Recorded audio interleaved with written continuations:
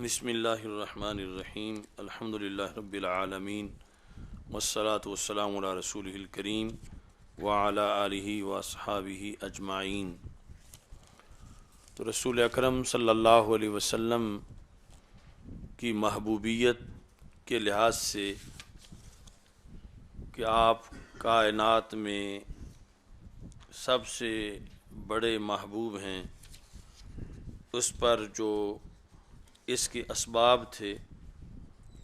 اس کا بیان ہو رہا تھا۔ تو اگر کمال دیکھا جائے تو کمال کے لحاظ سے بھی رسول اکرم صلی اللہ علیہ وسلم سب سے مقدم ہیں، تو پھر اس لحاظ سے آپ سے ہی زیادہ محبت ہونی چاہیے۔ جمال کو دیکھا جائے تو جمال کے لحاظ سے بھی سب پر مقدم ہیں، اس لحاظ سے بھی آپ کے ساتھ ہی سب سے زیادہ محبت ہونی چاہیے۔ ایسے ہی اگر احسان کو دیکھا جائے تو رسول اکرم صلی اللہ علیہ وسلم ہی کائنات کے سب سے بڑے محسن اور محسن اعظم ہیں، تو اس لیے بھی آپ کا حق بنتا ہے کہ تمام انسانوں میں سے سب سے زیادہ آپ کے ساتھ محبت کی جائے۔ اور اس کے ساتھ ساتھ اگر یہ پہلی تینوں چیزیں جو ہیں مال، جمال اور احسان، ان کے اوپر جو چیز مرتب ہوتی ہے اس کے لیے قرب کا ہونا ضروری ہے کہ کوئی محسن اعلیٰ درجے کا ہو مگر قریب نہ ہو تو پھر بھی اس کے احسان کا، جمال اور کمال کا فائدہ نہیں پہنچ سکتا۔ تو نبی اکرم صلی اللہ علیہ وسلم قرب کے لحاظ سے بھی سب پر مقدم ہیں، اس بنیاد پر بھی آپ کا زیادہ استحقاق ہے کہ آپ کے ساتھ محبت کی جائے۔ قرب کے لحاظ سے النبی اولیٰ بالمؤمنین من انفسہم، یہاں یعنی رسول اکرم صلی اللہ علیہ وسلم تو جان سے بھی زیادہ قریب ہیں، تو محبت اگر قرب کی بنیاد پہ کی جائے تو آپ سب سے زیادہ اقرب ہیں، اس بنیاد پر بھی آپ کا سب سے زیادہ محبوب ہونا ایک انسان کے لیے یہ ضروری ہے۔ پانچویں نمبر پر مال کے لحاظ سے اگر دیکھا جائے تو رسول اکرم صلی اللہ علیہ وسلم مال کے لحاظ سے بھی سب سے مقدم ہیں، تو یہ پانچ جو وجوہات ہیں محبوبیت میں پہلے نمبر پر ہونے کی، پانچوں ہی رسول اکرم صلی اللہ علیہ وسلم کے اندر بدرجہ اتم اور باقی سب سے کہیں زیادہ اہم طریقے سے پائی جاتی ہیں۔ اچھا جی، آپ کا جو جمال ہے یعنی وہ اس لحاظ سے بھی منفرد ہے کہ اس جمال کو سامنے رکھتے ہوئے صرف انسانوں نے ہی اپنے جانوں کا نذرانہ پیش نہیں کیا بلکہ حیوان بھی تیار ہو گئے، یہاں تک کہ حجۃ الوداع کے موقع پر 100 اونٹوں کو قربانی کے لیے جب کھڑا کیا گیا تو ان میں سے 63 رسول اکرم صلی اللہ علیہ وسلم نے اپنے ہاتھوں سے وہ جانور ذبح کیے، اور ان میں کچھ اونٹ تھے، کچھ اونٹنیاں تھیں، 63 آپ نے خود ذبح کیے اور باقی کے لیے حضرت علی رضی اللہ تعالیٰ عنہ کو حکم فرمایا۔ تو یہ مشکات شریف میں حدیث ہے کہ جب انہیں کھڑا کیا گیا تو ذبح نہر کے لیے اونٹوں کا 1 پاؤں باندھا جاتا ہے اور پھر نہر کیا جاتا ہے۔ تو جب رسول اکرم صلی اللہ علیہ وسلم ہاتھ میں چھری یا نیزہ لے کر جس سے نہر کرنا تھا کھڑے ہوئے تو فتفقنا یزدلفنا الیہ بایتہن یبدأ، تو تمام اونٹنیاں جو ہیں انہوں نے اپنی لائن توڑ دی اور ہر اونٹنی اپنی گردن دوسری اونٹنی سے آگے بڑھا رہی تھی، بایتہن یبدأ، تاکہ رسول اکرم صلی اللہ علیہ وسلم کے ہاتھوں سے ذبح ہونے میں ہر اونٹنی یہ چاہتی تھی اسے پہلا نمبر مل سکے۔ تو یہ یعنی عشق رسول اکرم صلی اللہ علیہ وسلم کا جانوروں میں بھی اس درجے میں موجود تھا۔ حالانکہ یعنی جانور یہ ان کو ذبح کرنے والا جو آلہ ہے اسے دیکھنے سے ڈر لگتا ہے، اور اسی وجہ سے جب جانور چھری دیکھتے ہیں تو بھاگتے ہیں، یعنی دور جانے کے لیے بھاگتے ہیں کہ ہم اس چھری سے بچ جائیں۔ لیکن یہاں اس کے برعکس بھاگ کے قریب آ رہے تھے، فتفقنا، اونٹنیاں شروع ہو گئیں، یزدلفنا الیہ، کہ رسول اکرم صلی اللہ علیہ وسلم کے قریب ہوں، یعنی وہ جب ایک ایک پاؤں ان کا باندھا ہوا تھا تو وہ اس انداز میں بھی آگے بڑھ رہی تھیں اور اپنی گردن ہر اونٹنی دوسری اونٹنی کے مقابلے میں رسول اکرم صلی اللہ علیہ وسلم کی طرف زیادہ آگے کر رہی تھی، تاکہ پہلے مجھے سرکار دو عالم صلی اللہ علیہ وسلم ذبح کریں۔ تو یہ یعنی عشق چشم فلک نے کہیں نہیں دیکھا تھا کہ جانور چھری کے لیے اتنا تڑپ رہے تھے، حالانکہ چھری دیکھ کے تو بھاگتے ہیں، لیکن یہ چھری کے عشق میں کہ رسول پاک صلی اللہ علیہ وسلم کے ہاتھ کی چھری ہے، یہ سارے جانور یعنی وہ اونٹنیاں قریب آ رہی تھیں۔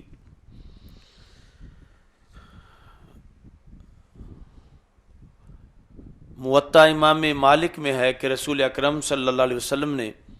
جب ایک شخص کو دیکھا کہ وہ جانور کو، بکری کو لٹا کے چھری تیز کر رہا تھا تو آپ نے فرمایا کیا تم اسے 2 موتیں مارنا چاہتے ہو؟ یہ چھری تیز کرنے کا عمل تمہیں چاہیے تھا کہ اسے لٹانے سے پہلے کرتے۔ یعنی اس حدیث سے پتہ چلا کہ جانور کے سامنے جب چھری آتی ہے تو اسے ڈر لگتا ہے، یعنی جانور کو یہ ادراک ہے کہ چھری خطرناک چیز ہے، اس واسطے رسول پاک صلی اللہ علیہ وسلم نے فرمایا کہ اس کے سامنے چھری کو تیز نہ کرو۔ تو یہاں چھری دیکھ کر ان کا نہ ڈرنا جانوروں کا، اونٹنیوں کا، بلکہ جوش و جذبہ سے آگے بڑھنا، یہ اس بات کی دلیل ہے کہ رسول اکرم صلی اللہ علیہ وسلم کو اللہ نے انفرادیت عطا کی ہے، آپ کی ہر جہت میں رحمت ہے اور ہر جہت میں، ہر پہلو میں حسن ہے۔ ایک چھری قصاب کی ہے اور دوسری چھری رسالت مآب کی ہے۔ قصاب کی چھری کو دیکھ کر جانور ڈرتے ہیں اور دور بھاگتے ہیں، اور رسالت مآب صلی اللہ علیہ وسلم کی چھری کو دیکھ کر قریب آتے ہیں اور اس چھری کی طرف لپکتے ہیں۔ تو یہ جانور بھی واضح کر رہے تھے کہ اگر دونوں چھریاں لوہے کی ہیں، قصاب کی چھری ہو یا رسالت مآب صلی اللہ علیہ وسلم کی، مگر ہاتھوں میں فرق ہے کہ قصاب کے ہاتھ اور ہوتے ہیں اور رسالت مآب صلی اللہ علیہ وسلم کے ہاتھ اور ہوتے ہیں۔ یعنی وہ جانور ہو کر بھی اس بات کو سمجھ گئے تھے کہ عام لوگوں کے ہاتھ رسول پاک صلی اللہ علیہ وسلم کے ہاتھوں جیسے نہیں ہیں، عام انسانی ہاتھوں کی چھری کی حیثیت اور ہے اور رسول اکرم صلی اللہ علیہ وسلم کے ہاتھوں کے اندر آئی ہوئی چھری کا درجہ اور ہے، یعنی یہ چھری اس انداز کی ہے کہ نشود نصیب دشمن کہ شود ہلاک تیغت، سر دوستاں سلامت کہ تو خنجر آزمائی،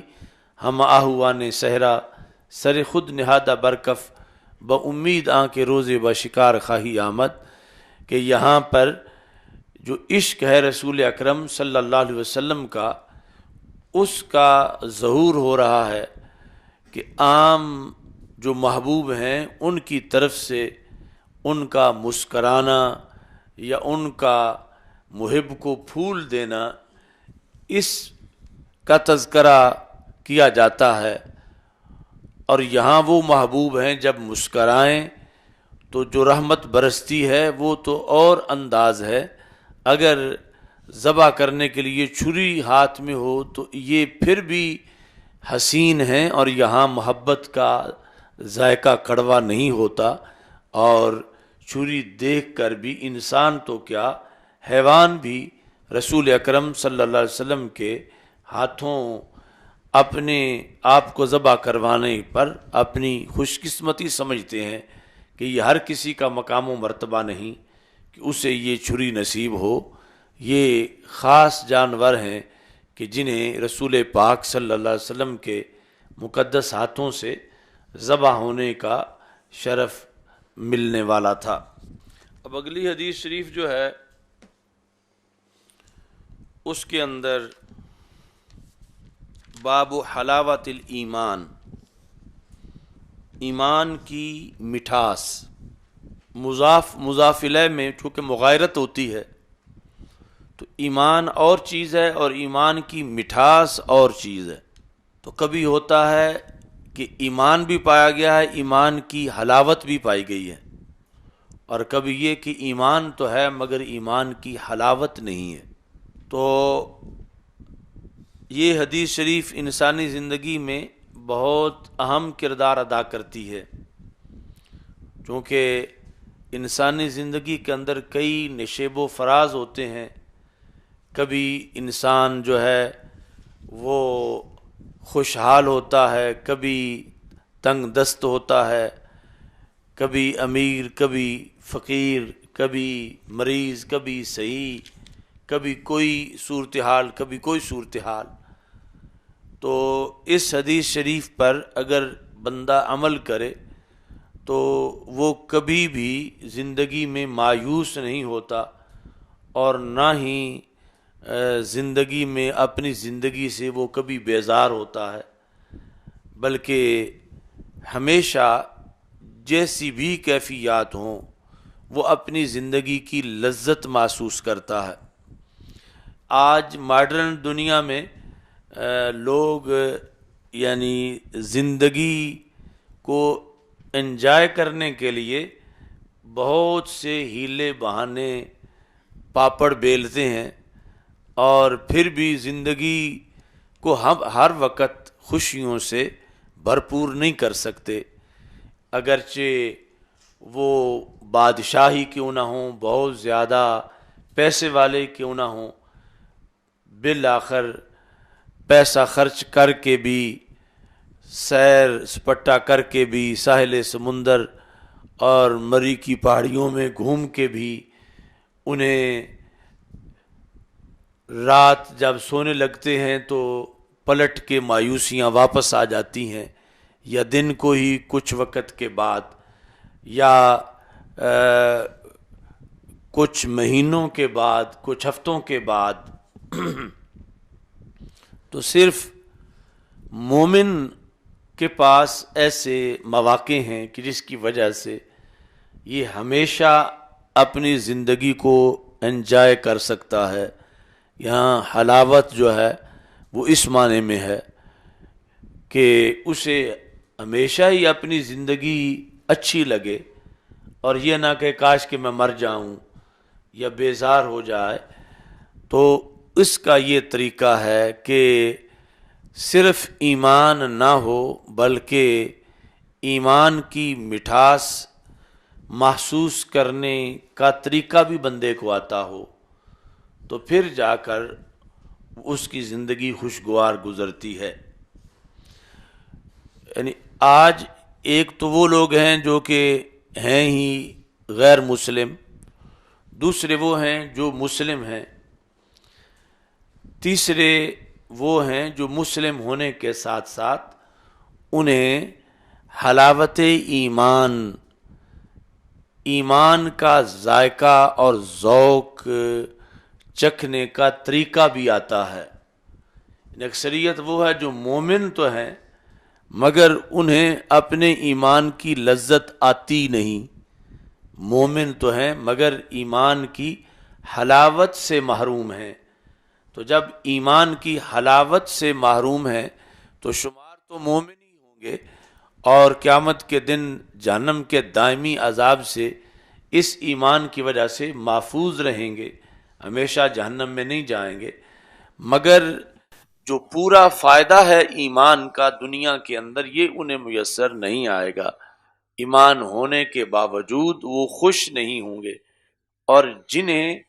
ایمان کی لذت آ رہی ہو انہیں دنیا کی کوئی تلخی ناخوشگوار نہیں کر سکتی، اگرچہ موت جیسی کڑوی چیز بھی ان پر آ جائے تو پھر بھی وہ چاروں طرف سے کانٹوں میں گھیرا گیا ہے پھول پھر بھی کھلا ہوا ہے، عجب خوش مزاج ہے۔ یعنی وہ جو شہید بوقت شہادت بھی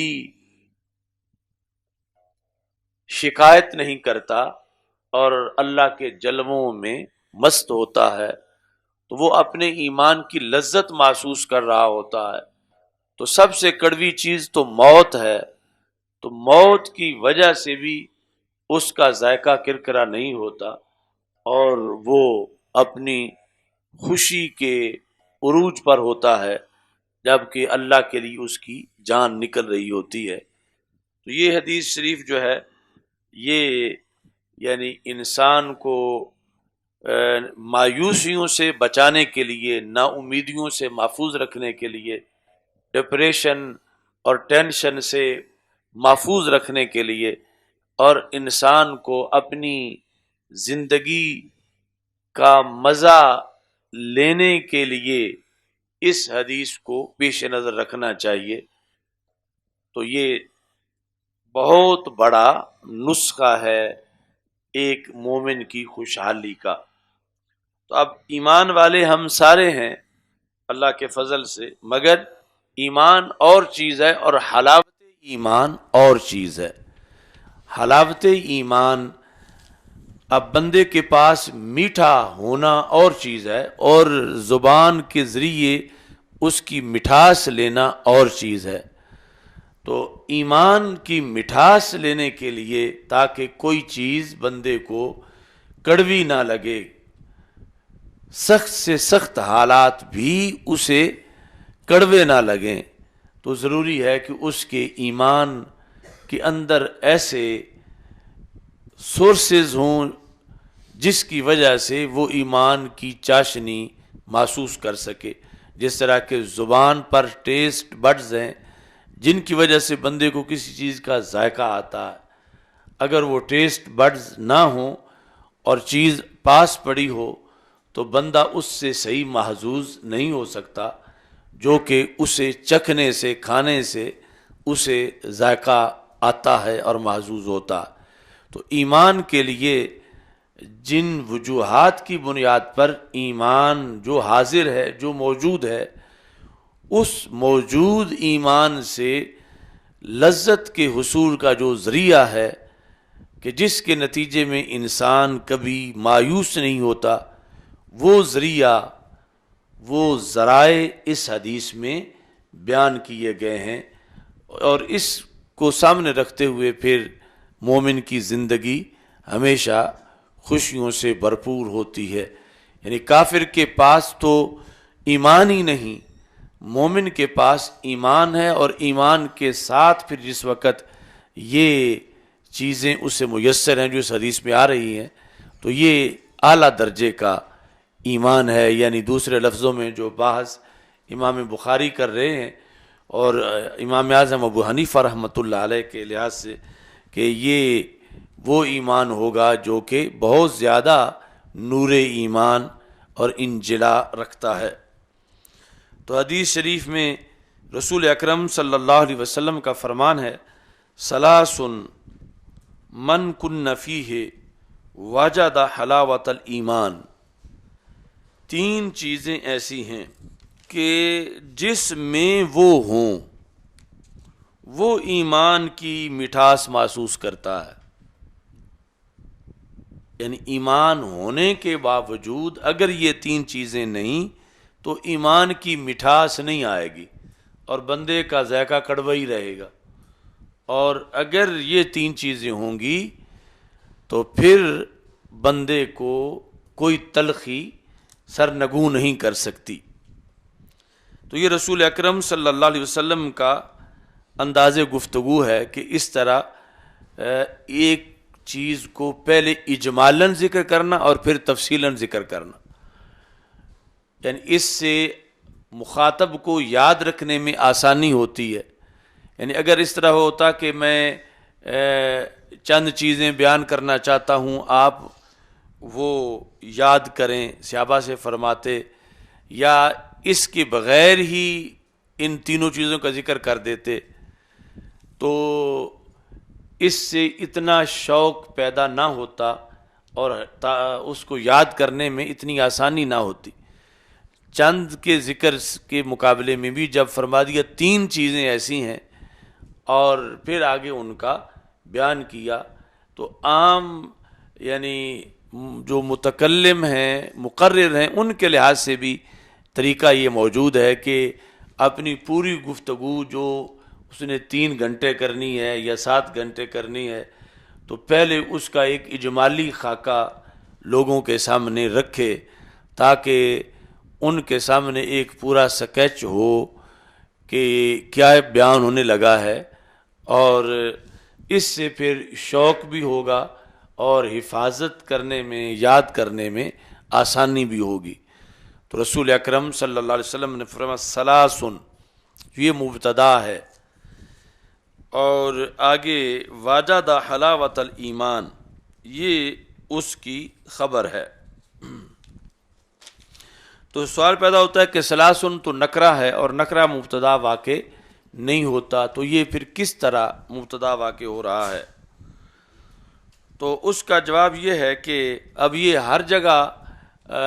یہ سوال جواب کا موقع نہیں ہوگا، تو زندگی میں ایک بار ہی بندے کو یاد کر لینا چاہیے کہ ایسی ترکیب جو ہے وہ کس بنیاد پہ کی جا سکتی ہے۔ کہ یہ تو تم نے ناوے میر سے پڑھا ہوا ہے کہ نکرہ جو ہے وہ یہاں مبتدا واقع نہیں ہو سکتا، اور ثلاثن پھر کیسے مبتدا واقع ہو رہا ہے؟ تو اس کے 3 جواب ہیں جو امامینی نے دیے۔ سب سے پہلے کہ تنوین جو ہے ثلاثن میں یہ مضاف الیہ کے عوض میں ہے، تو یہ جب کوئی نکرہ مضاف ہو جائے تو اس کی وجہ سے مضاف الیہ مبتدا بن سکتے ہیں۔ تو یہاں اصل میں ہے ثلاث خصال، 3 خصلتیں ایسی ہیں، ثلاث خصال۔ تو اب مضاف الیہ کو حذف کر کے اس کے عوض میں تنوین جو تھی وہ ثلاث کو دے دی گئی، جو کہ پڑھنے والے کو بتائے کہ یہاں پر مضاف الیہ محذوف ہے اور یہ مضاف اور مضاف الیہ مل کر مبتدا واقع ہو رہے ہیں۔ اصل میں ہے ثلاث خصال، خصلت کی جمع، کہ 3 طرح کی خصلتیں ایسی ہیں کہ جس کے اندر وہ پائی جائیں وہ ایمان کی لذت کو محسوس کرتا ہے۔ اب یہ اگرچہ معرفہ تو نہیں بنے گا لیکن معرفہ کے قریب پہنچ جائے گا کہ یہ مبتدا بن سکتا ہے۔ دوسرا کہ ثلاثن جو ہے یہ صفت ہے موصوف محذوف کی، موصوف محذوف وہ ہے خصال، خصال ثلاثن۔ تو اصل میں مبتدا جو ہے وہ خصال مثال ہے اور وہ موصوف ہے، اور موصوف اور صفت مل کر جو ہیں وہ مبتدا بن رہے ہیں۔ تو جس وقت موصوف کو حذف کر دیا گیا تو صفت اس کے قائم مقام ہو گئی، جس طرح کہ پہلے مضاف جو ہے وہ مضاف الیہ کے وہ جو مضاف پر تنوین تھی وہ اس کے قائم مقام تھی، تو اب جو ہے یہ یہاں پر یہ ہوگا کہ صفت ہے جو موصوف کے قائم مقام ہے اور موصوف معذوف ہے، اصل میں وہ مبتدا ہے۔ تیسری کہ ثلاثن یہ خود موصوف ہے، اور آگے من کننا فیہ یہ جو ہے یہ اس کی شرط ہے، یعنی بعد والا جو جملہ شرطیہ ہے وہ صفت ہے ثلاث کی۔ اس بنیاد پر جو ہے وہ موصوف اپنے صفت کے ساتھ، یعنی یہاں پر مشروط شرط کے ساتھ مل کر جو صفت کے درجہ میں ہے، اس میں پھر یہ خصوصیت آ جائے گی کہ یہ مبتدا بن سکے۔ تو ثلاثن اس طرح کی یعنی سینکڑوں حدیثیں ہیں، اربعن خمسن، آگے جو ہے اس کا اجمالی تذکرہ ہے، پھر اس کی خبر ہے، تو ہمیشہ یعنی یہی تین ترکیبیں وہاں پر ہو سکیں گی جو یہاں ثلاثن پر کی گئی ہیں۔ ثلاثن من کننا فیہ، کننا جمع ہے کہ وہ تین چیزیں کہ جو کسی بندے کے اندر موجود ہوں، واجادہ حلاوت الایمان، یہ من کننا فیہ شرط ہے، واجادہ اس کی جزا ہے، باقی جو مبتدا ہے اس کی خبر آگے یہ ہے ان یکون اللہ و رسولہ، وہ سارا آگے معطوف علیہ معطوف وہ مل کے خبر بنے گا۔ من کننا فیہ واجادہ حلاوت الایمان، یہ شرط اور جزا مل کر صفت ہیں کس کی؟ ثلاث کی۔ تین چیزیں، ایسی تین چیزیں کہ جس میں وہ ہوں وہ بندہ ایمان کی لذت کو محسوس کرے گا۔ اچھا جی، وہ تین چیزیں کیا ہیں؟ ان یکون اللہ و رسولہ احب الیہ مما سواہما، یعنی ایمان کے ساتھ ساتھ یہ بھی ہو کہ اللہ اور اللہ کے رسول صلی اللہ علیہ وسلم دونوں ذاتیں اس مومن کے نزدیک ان دو کے سوا ہر چیز کے مقابلے میں زیادہ محبوب ہوں،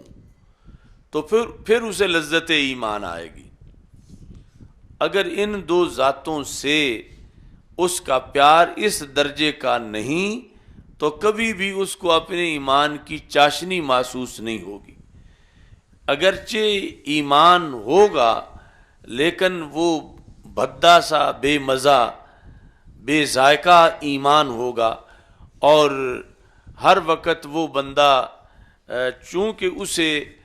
محبت نہیں اپنے آپ سے بڑھ کر ان ذاتوں کے ساتھ، تو وہ ڈرتا رہے گا کہ میرا یہ نقصان ہو جائے گا، میں یہاں سے لٹا جاؤں گا، مجھے یہ حرج پہنچ جائے گا، تو اب اسے ایمان کی لذت جو ہے وہ محسوس نہیں ہوگی۔ اور جب اس کے اندر یہ جذبہ ہوگا تو پھر اسے کوئی خطرہ نہیں ہوگا اور اسے اپنے ایمان کی لذت محسوس ہوگی۔ تو یہ یعنی پہلی چیز ہے، اور اس کو صرف پڑھنے کی حد تک نہیں بلکہ تم نے چکھنا بھی ہے کہ ہو سکتا ہے کہ ہم میں سے بعض ایسے ہوں کہ جنہیں پہلے اپنے ایمان کا ذائقہ لینے کی عادت ہی نہ ہو، یا ان کے پاس یہ سورسز موجود ہی نہ ہوں ایمان ہوتے ہوئے کہ ایمان کا ذائقہ بھی لیا جاتا ہے، لذت بھی لی جاتی ہے، کہ جس کی وجہ سے ہر تلخی پر